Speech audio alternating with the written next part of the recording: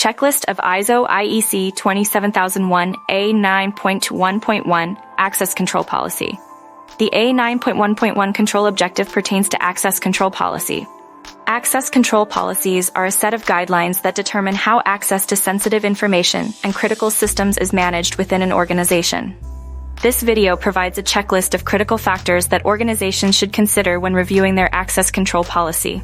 Sample checklist: Access control policy. Review the organization's access control policy, procedures, guidelines, practices, and associated records.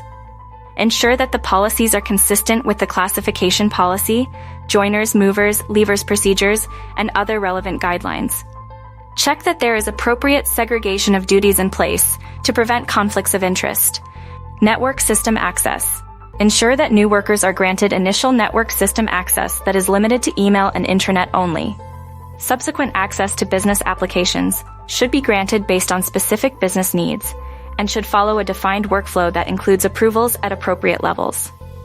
User provisioning and deprovisioning.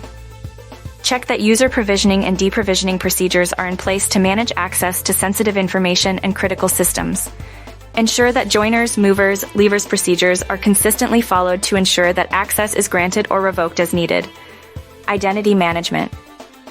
Check that there is an identity management system in place to manage user accounts and access permissions.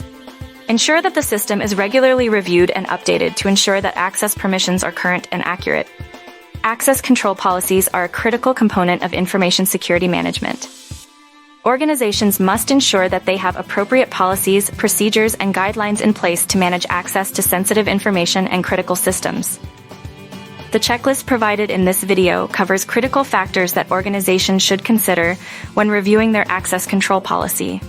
By following these guidelines, organizations can minimize the potential risks associated with unauthorized access to their valuable information assets.